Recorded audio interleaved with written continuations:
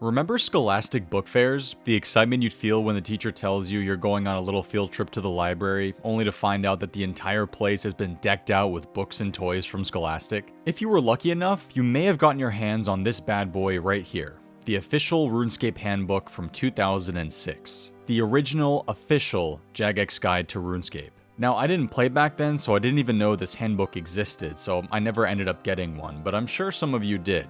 Well, after 15 years, I finally managed to get my hands on one. We're going to take a bit of a closer look at the handbook and see if the things it says are still true after 15 years. There's sections about account security, online safety, and the rules of RuneScape, so I'm sure we're going to find some interesting things, including rules and promises that Jagex made, but never kept. It's quite the hefty handbook, so I won't go through everything, but tell you what, if this video hits 4,000 likes, I'll upload a video where I read the entire handbook like a nighttime story to you all. Alright, let's delve into the book. The first few pages have a table of contents, as well as a page titled Welcome to the World of RuneScape, which talks about what the guide is going to cover. Up first, the rules of RuneScape. There are 14 rules we need to follow when playing the game. Let's see how many of them hold up in 2021. Rule 1. You must not use any language that others might consider to be offensive, racist, or obscene. This includes swearing. Now, this totally holds up. I have personally never seen any offensive language on this game since I started playing, and I've definitely never sworn in-game before. Kevin, I'm making a video. Shut the f*** up.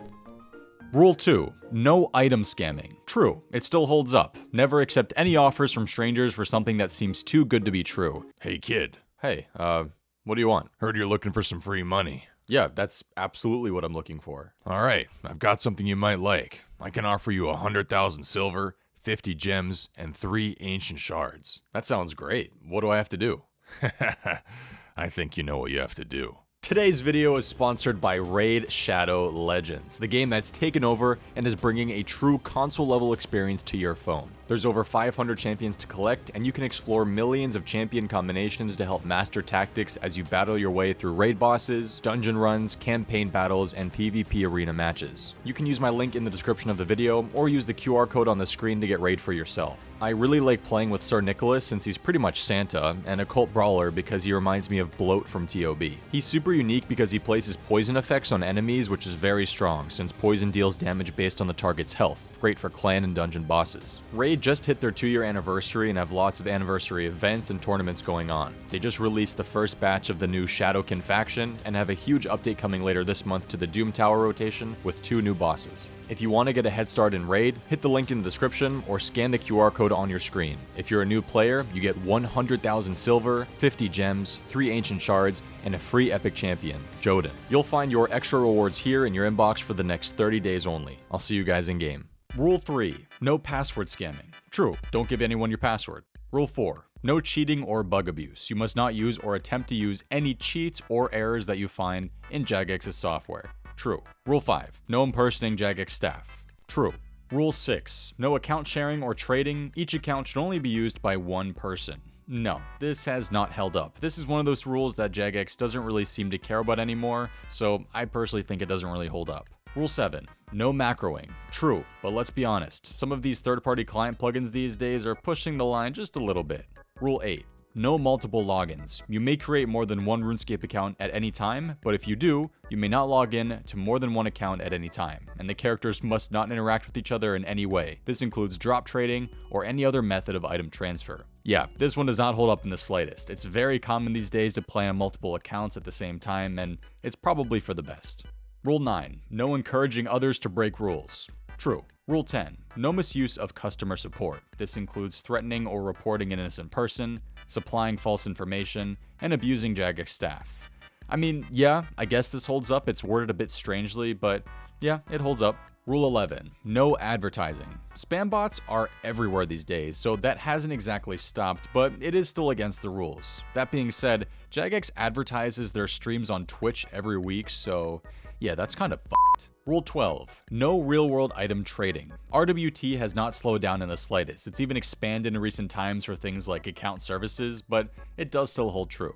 Rule 13. No asking for personal details. True. And finally, Rule 14. No misuse of the official forums. With 12 people currently active on there, I don't think that'll be a problem. In 2021, the rules of RuneScape have a score of 10.9 out of 14. Next up, we have the online safety and security guidelines. There's 10 rules that we need to follow. Let's see how many of them hold up in 2021. Never ever give other players your personal information. True. Never ever make plans to meet a RuneScape player in real life. There is no way to know if the player is really who they say they are. If a player asks to meet you in real life, let your parents or guardian know about it right away. Okay, so in 2006, this would definitely be true. But 15 years later, after multiple trips with my friends who I met on RuneScape, it's not necessarily true. I'll give this one half a point. If someone is making you feel uncomfortable, stop chatting with them, ignore, and report the player. True. Always let a parent or guardian know what you're doing online. Spend some time showing your parents the world of RuneScape. Ask them to check on you regularly to see if you're having any problems, and if you have a problem, share it with them. Yeah, I'm good. Do not give your password to any other player. True. Think before using your password. Never enter your password or recovery questions into any website other than runescape.com and runescape.co.uk. I did not know that runescape.co.uk used to be an alternative URL for the website, and fun fact, it still is. True. Watch out for fake websites that claim to be official RuneScape sites. Very, very true. Do not use unofficial RuneScape add-ons. These are programs that claim to make RuneScape easier or better, but they actually steal your password. Besides, using programs like these are against the rules.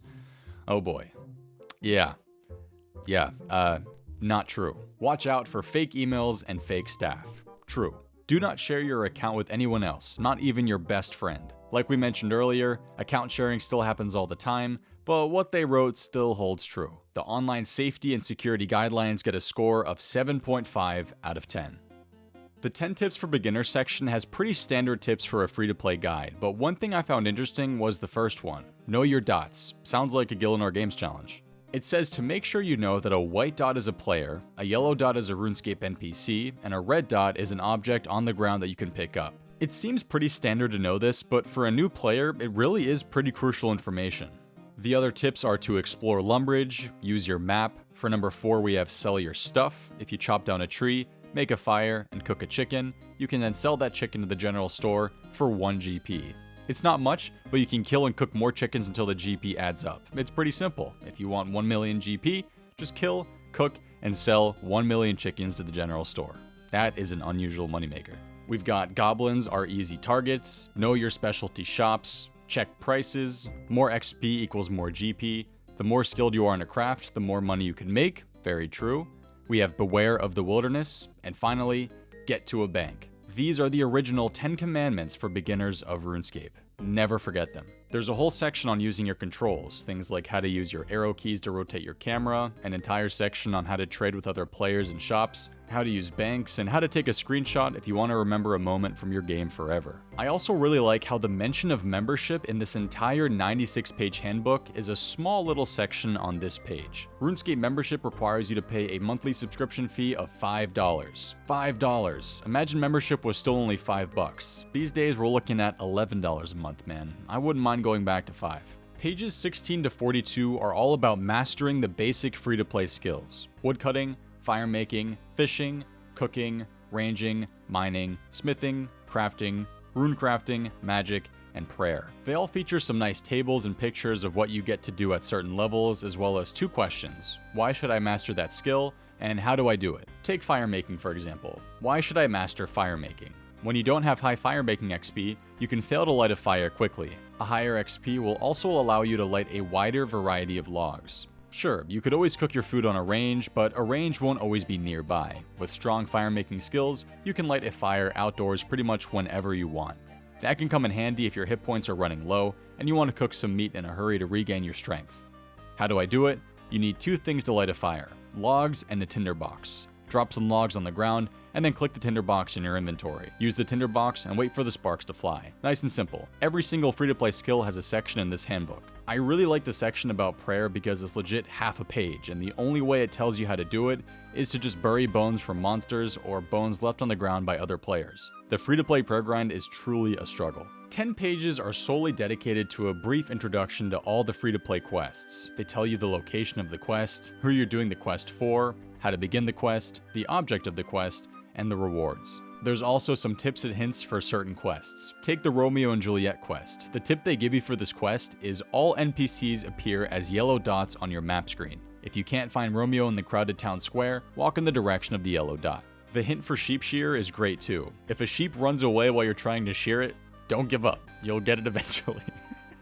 Pages 51 to 71 gives information about loads of characters and creatures you'll meet in free-to-play. It shows their height, weight, level, locations, appearance, description, and what you should do when you see one. Did you know jail guards weigh in at 210 pounds, are greasy and sloppy, and barely make the cut as human? The handbook uses old models for some of the characters, as well as some models which I have actually never seen before. Look at the bear model, he's actually kind of adorable. The chicken, cow, ghost, giant, goblin, greater demon, ice giant. The imp before was a tiny little demon thing. Lesser demon, scorpion, and sheep all show old or discontinued models. On pages 72 and 73, there's a nice quality map of how the game used to look exactly in 2006. It then goes in depth into each main city and what it offers, places to shop, places of interest, people of interest, and the other things to look for. Pages 92 to 95 are all about random events. The first ones they talk about are called Guardians, which include the Golem, River Troll, Shade, Tree Spirit, and Zombie. These were all monsters that could attack you when you were doing a certain skill. They were actually around at the release of Old School RuneScape, but were later taken away in an update that removed some random events and made others optional to do. Some of the older random events from back in the day that no longer exist are the Ent random event, Evil Chicken, Exploding Rock, the Swarm, and the Whirlpool event. There's also some self-proclaimed annoying events from Jagex that include a fishing event where some big fish would steal your equipment and spit it out nearby, the classic scenario where your pickaxe or axe would split in half and you'd have to pick up both parts, and the Lost and Found event where you would slip into the abyssal plane and have to pull a lever to get back out. All of these random events were implemented back then to combat botting, and while they did work for the most part at the time, as bot scripts became more and more advanced, they ended up just becoming annoying, which is why they are optional to do these days.